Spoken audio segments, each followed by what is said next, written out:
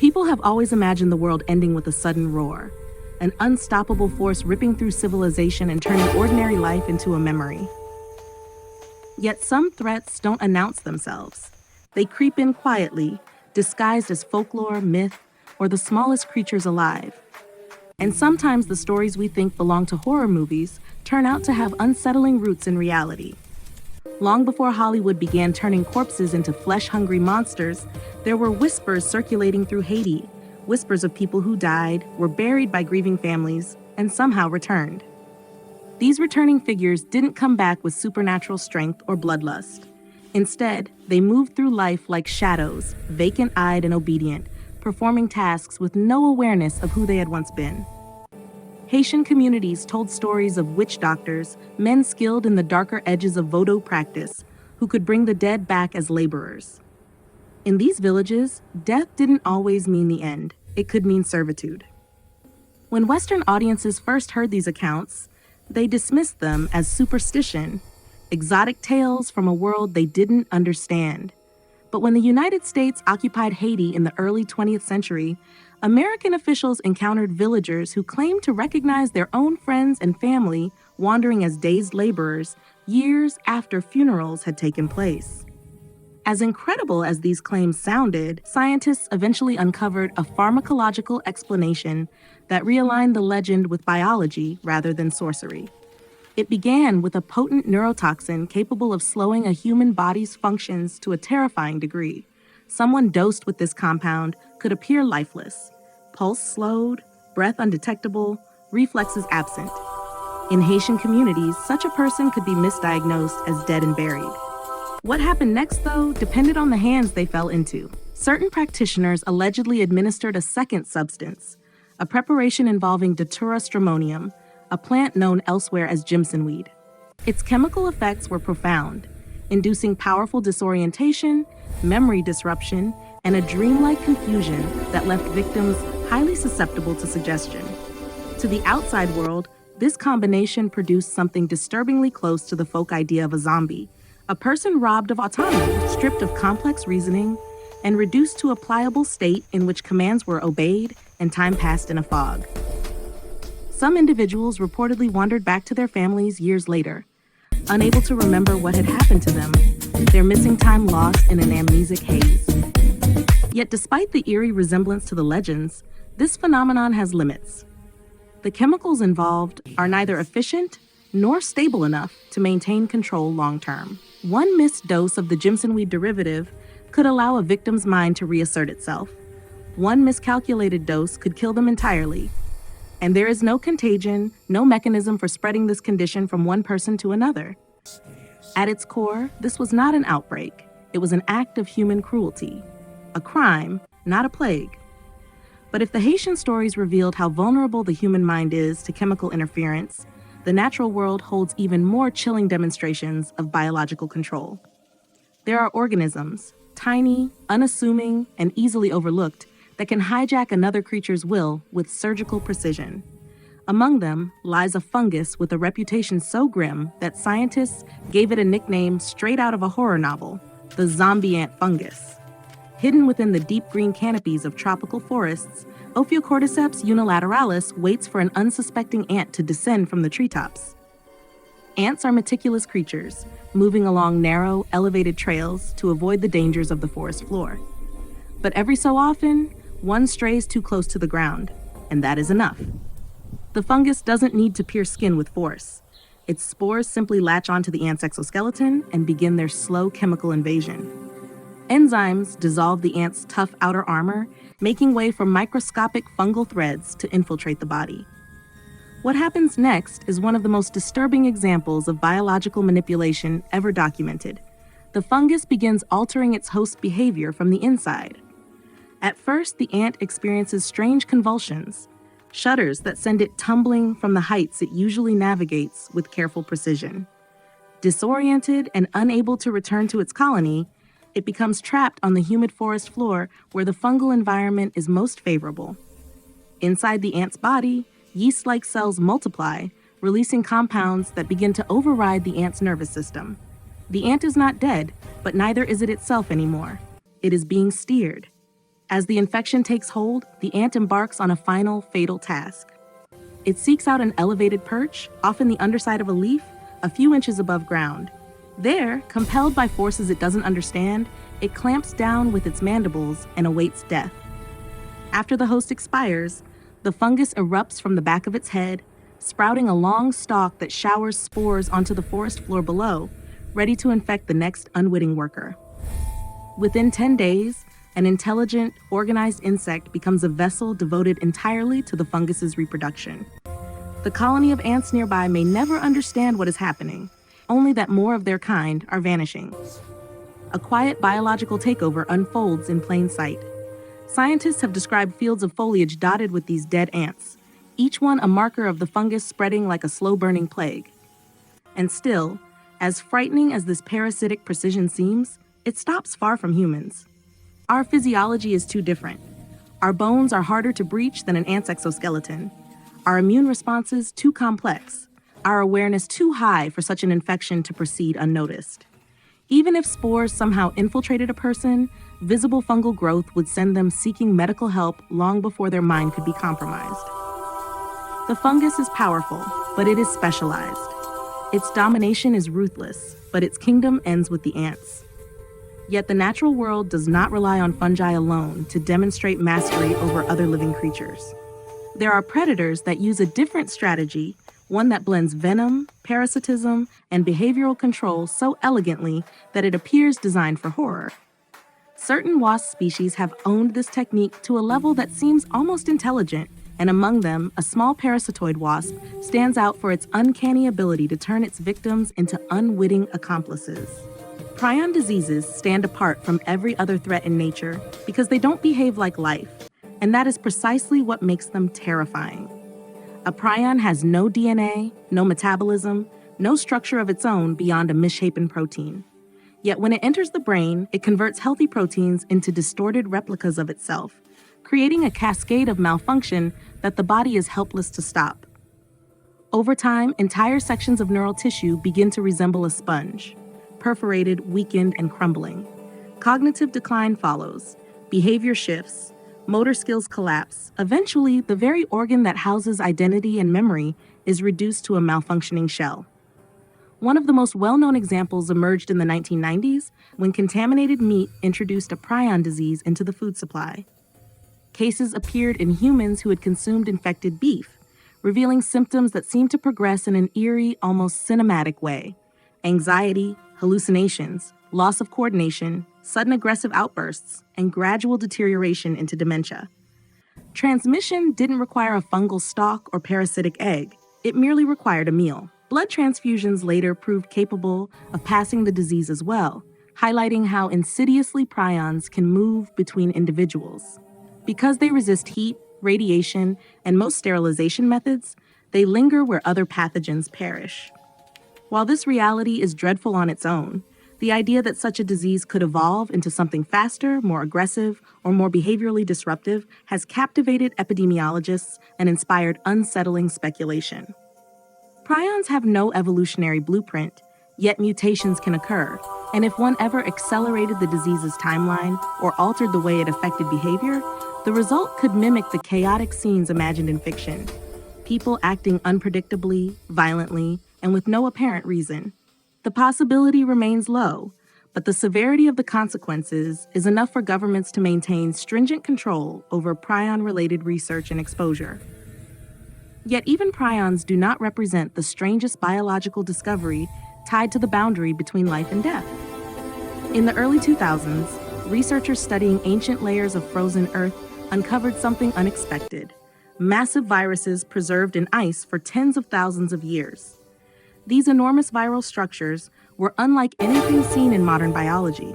When thawed and tested on simple organisms, the viruses revived effortlessly, infecting cells as though they had never been dormant. Their sheer size, complexity, and resilience blurred the line between living and non-living matter.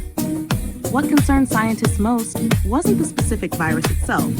Ancient though it was, it seemed tailored to organisms far simpler than humans. The deeper worry was what else might be hiding in that frozen archive. Ice acts as a perfect time capsule.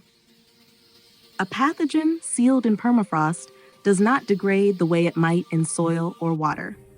If climate conditions continue to warm, previously trapped microorganisms could reemerge into ecosystems that have no natural defenses against them. Some of these might be harmless, but others could be capable of spreading with the same efficiency seen in many modern viral outbreaks. The concept isn't without precedent. There are documented cases where researchers have revived bacteria and viruses from centuries-old samples. And though most were benign, the mere fact that they could survive so long challenges assumptions about biological limits. These ancient entities were shaped in a world with different climates, creatures, and environmental pressures. What survived that era and what adaptations it carries remains largely unknown. But perhaps the most disturbing frontier of all isn't natural. It's technological. As robotics has evolved, the field has begun shrinking machines to microscopic scales, creating nano devices capable of moving through environments far too small for human hands or even traditional tools. At first, these inventions were simple sensors, tiny structures that could measure humidity, chemical changes, or cellular behavior. But technological ambition rarely stops at observation. Engineers began exploring whether these devices could replicate themselves in controlled environments, whether they could perform complex tasks as a collective, and whether they could interface with biological organisms. Experiments have shown that when inorganic components are integrated into biological systems, the result is neither fully alive nor fully mechanical.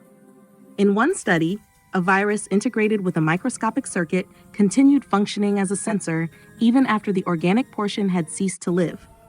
The biological shell died, but the technological core remained active, performing its assigned task. This kind of hybrid entity, part machine, part organism, straddles categories that evolution never anticipated. Once a system like this is introduced into a more complex organism, the implications multiply. If such microscopic devices were ever designed to interact with neural tissue, they would need the ability to replicate, repair, or replace cellular structures. To operate effectively, they might require limited autonomy, small-scale decision-making governed by a central program. And if that program were ever corrupted, damaged, or interfered with, their behavior could diverge from the intended purpose. Replication could accelerate. Tasks could shift. The system could begin optimizing itself in ways fundamentally incompatible with human health. At that stage, infection would no longer resemble traditional disease. It would look more like an internal takeover, thousands or millions of microscopic units functioning with a collective will, altering neural pathways, overriding sensory input, modifying behavior patterns. The host wouldn't rot or decay. They might not even look sick, but their actions could reflect the priorities of something inside them that was not truly alive, not truly dead, and not entirely under human control.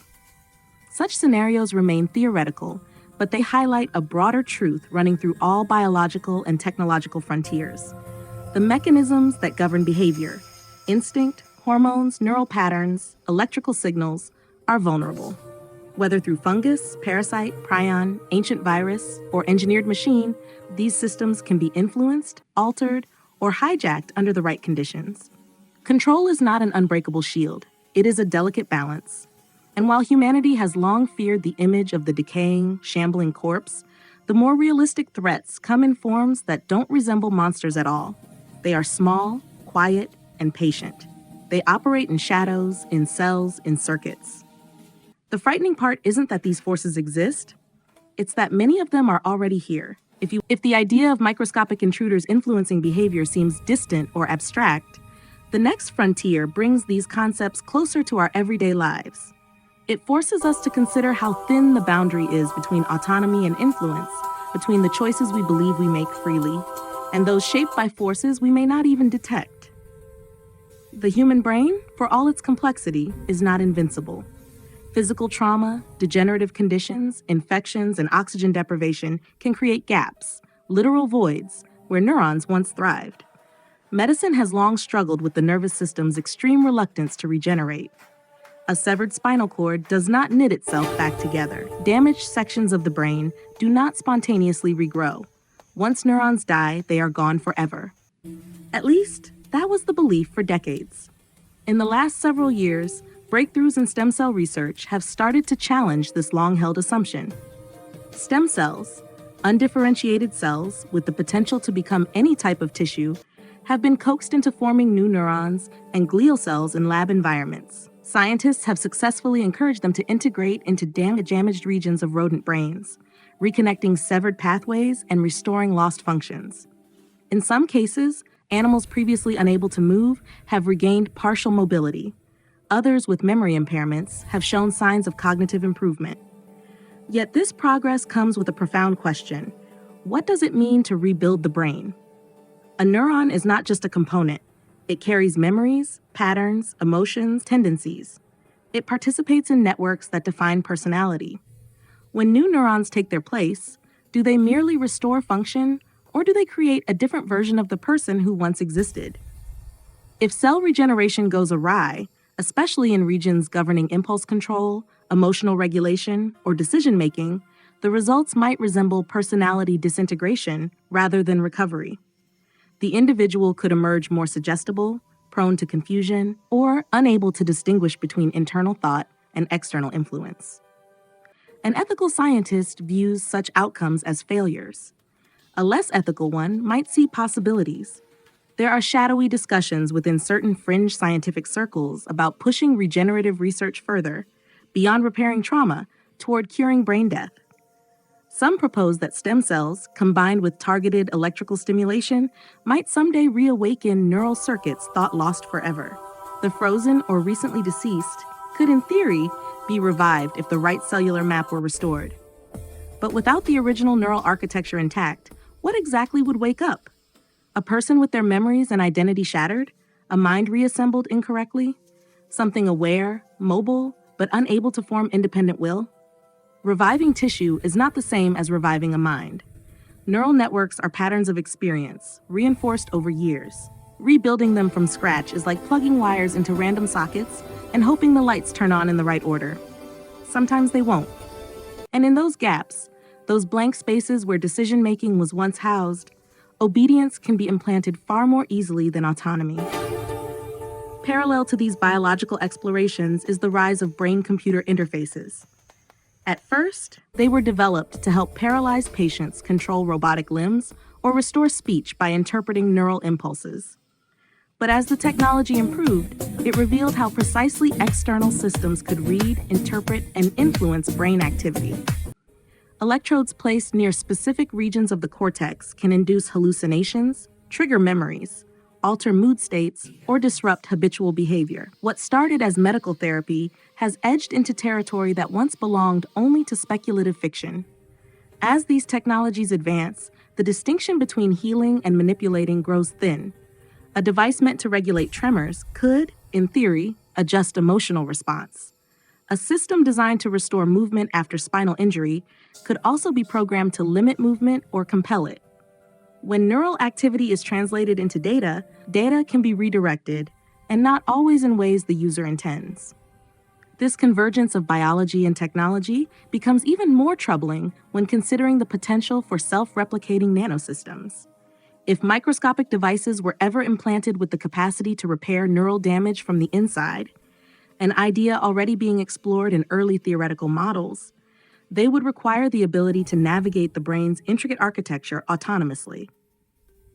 They would need to identify damaged tissue, determine appropriate repairs, coordinate with other nanodevices, and communicate with central programming. And like all autonomous systems, they would be vulnerable to malfunction, corruption, or unintended evolution. A nanosystem designed to rebuild damaged circuits could instead overwrite healthy ones. A device intended to restore memory pathways could inadvertently or intentionally suppress them. A malfunctioning unit could replicate beyond its programmed limits, filling brain regions with swarms of microscopic structures competing for space and influence. Behavior would shift subtly at first, then drastically. The host might appear healthy physically, but cognitively and emotionally, they would become something unrecognizable. Some scientists warn that the first real threat of engineered behavioral takeover will not resemble disease. It will resemble software failure, except the software is running inside our own skulls. Even now, society is increasingly intersecting with technologies capable of shaping individual behavior on a mass scale. Algorithms influence decisions with remarkable accuracy, predicting preferences, anticipating reactions, and nudging choices in specific directions.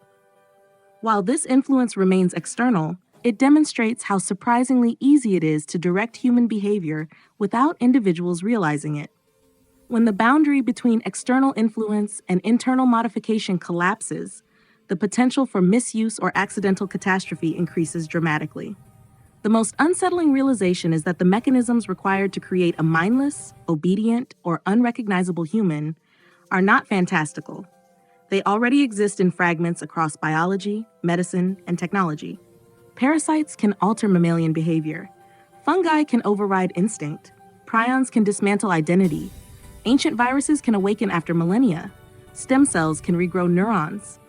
Brain-computer interfaces can adjust thought patterns. Nanomachines can self-replicate in controlled environments. Individually, these phenomena belong to different fields, each with its own safeguards and limitations.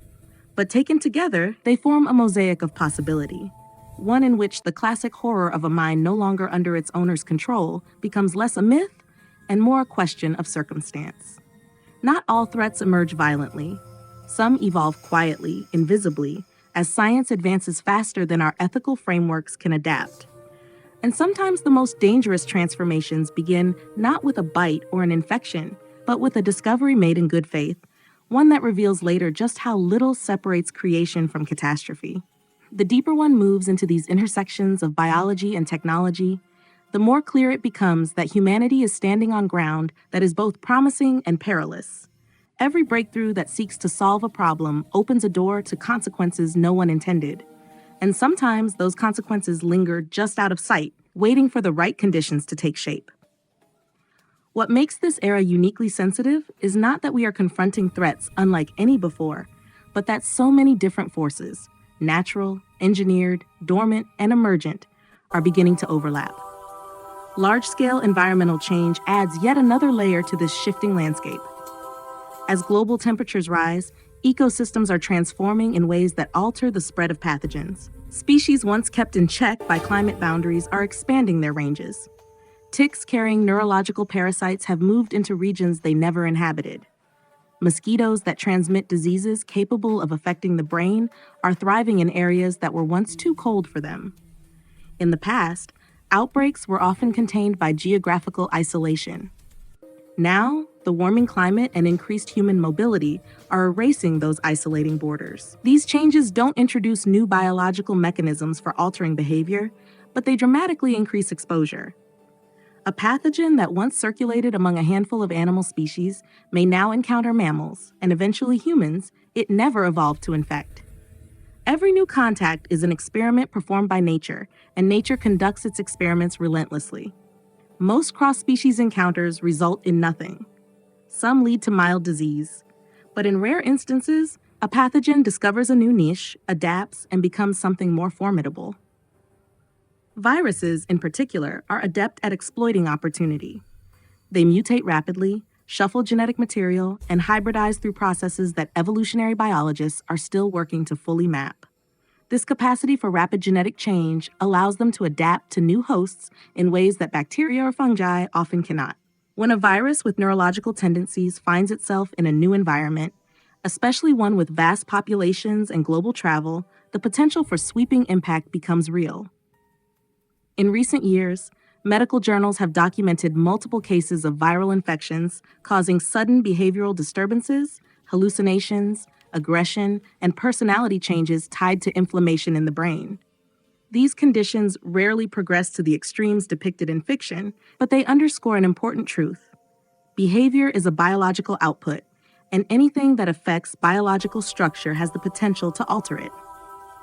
A virus doesn't need to transform a person into a mindless predator to be dangerous. It only needs to impair judgment, increase impulsivity, and interfere with the mechanisms that separate instinct from restraint. That alone can unravel entire communities, especially if the disease spreads silently before symptoms appear. As these biological concerns advance, technological vulnerabilities expand in parallel. Modern cities rely on interconnected systems that monitor movement, track purchasing patterns, manage infrastructure, and collect behavioral data. While these systems are not biological, they influence the choices people make daily. As artificial intelligence becomes more predictive, it can begin forecasting human behavior with startling accuracy and steering it with equal precision. On its own, this influence doesn't pose a physical threat, but it highlights how malleable human decision-making can be when exposed to persistent, subtle shaping forces. Combine that susceptibility with neural technologies that may one day bridge communication between the brain and external devices, and the stakes rise sharply. Scientists have already demonstrated that electrical stimulation of specific brain regions can provoke emotional responses, including fear, calm, anger, or sudden laughter.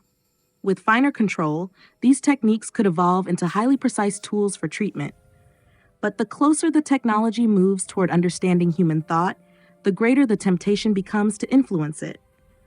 Not all dangers come from scientists pushing boundaries. Some arise from the simplest human motivations: profit, convenience, curiosity.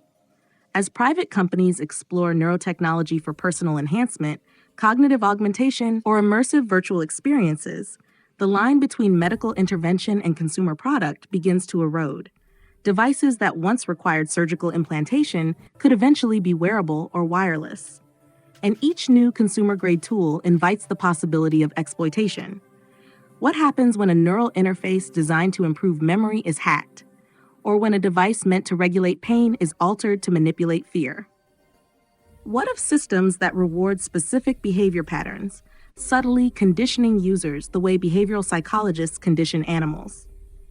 Even without malicious intent, unforeseen interactions between these systems and human neurology could have widespread repercussions.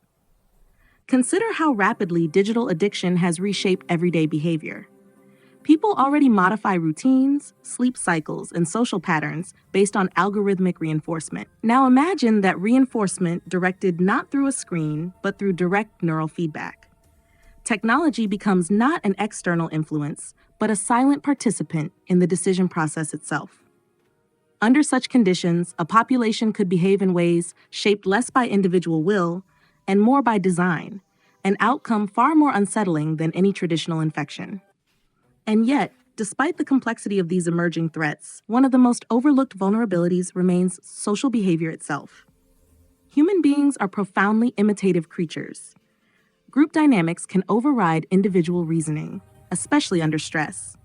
Fear spreads faster than any virus, and panic can dismantle social order long before any biological threat takes hold. History has shown how quickly rational behavior collapses under the pressure of uncertainty. A rumor, a misunderstood event, or a single visible case of unusual illness can trigger reactions that create far more damage than the underlying cause.